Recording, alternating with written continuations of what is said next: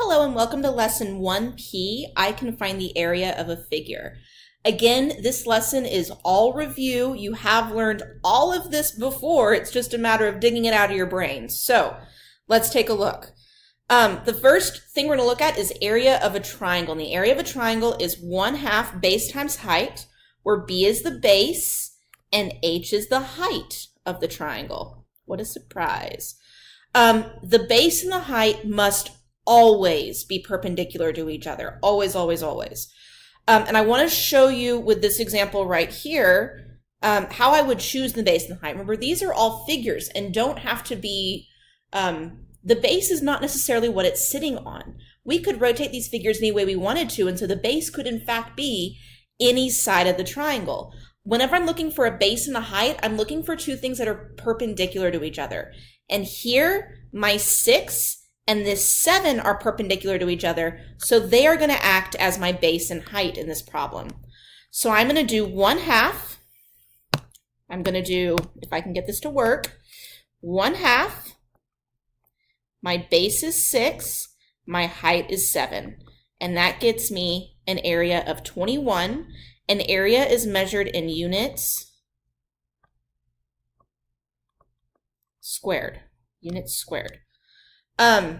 The next one I want to do is this one right here.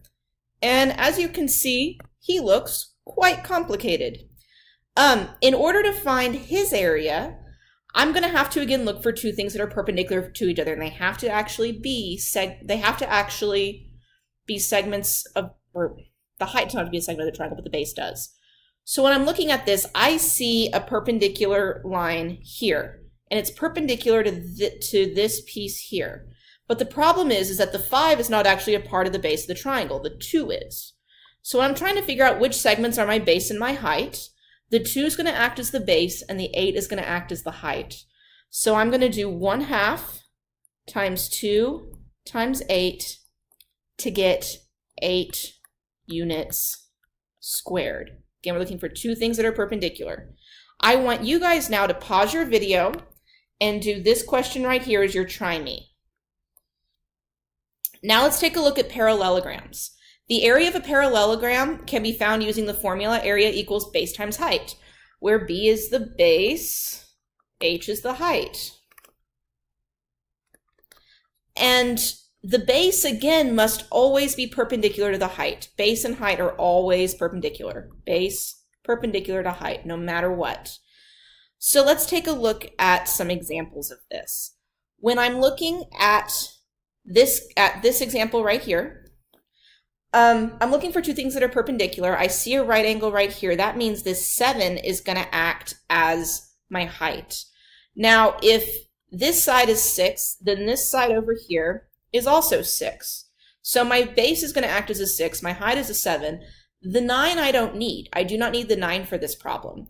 So I'm going to do area equals base times height, or area equals 6 times 7. 6 times 7 is 42. Yes.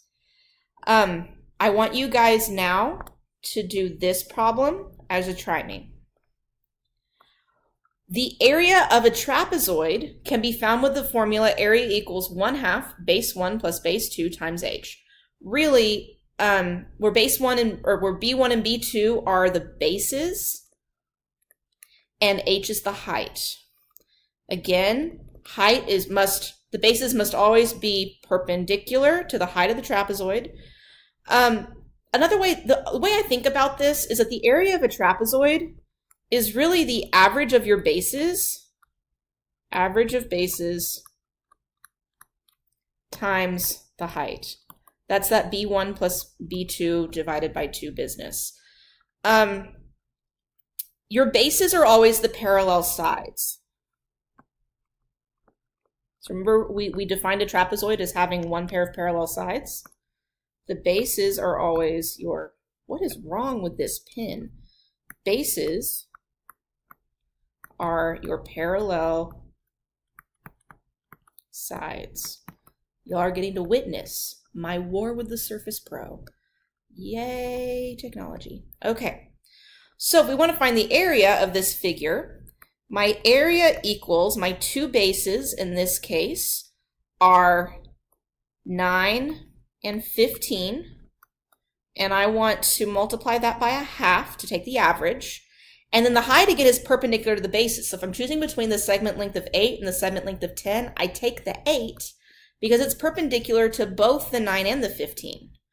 So this gets me 1/2. 9 plus 15 is 24 times 8, which gets me 12 times 8, which is in fact 96 units squared. All right. The next formula we're going to learn is area of a circle, or not learn. We're reviewing, really. We already know how to do all this, but area of a circle. Formula is area equals pi r squared, where r is your radius. Again, this should be incredibly familiar to you. Radius. Me versus the Surface Pro, guys. Here we go. When we're dealing with things in pi, remember pi is an irrational number. It goes on forever. Anytime we truncate an irrational number, we end up rounding our final answer and not getting the exact answer. So whenever we want to get the most precise answer, we always leave our answers in terms of pi. So let's take a look at this. My first circle here has a radius of 7. So I'd plug into area equals, somebody tell me why this is happening. Why isn't the pen working? Okay, let's try this again. Area equals pi times 7 squared, or 49 pi. Well, that means my exact area is 49 pi. If I want to get the approximate area, I have to plug that 49 pi into a calculator. Well, let's pull up a calculator. Click your tab, let's do a calculator. So if I'm going to find 49 pi, I'm going to type in 49 times, guys, your pi button is down here, and you click pi, hit enter. I get 153.938. Now, if I go up, down 1, I guess, and I hit enter again, you'll see that number itself was rounded, right? That number has an infinite number of digits because of pi, so that is why we consider this an approximate answer rather than the exact answer, because we have to round it. So 153.938. 153.938. Okay. Now I want you guys to look at this next question. Keep in mind, the 10 is the diameter. If the 10 is the diameter, the radius must be half that. The radius is 5. I want you guys now to find the exact answer and the approximate answer.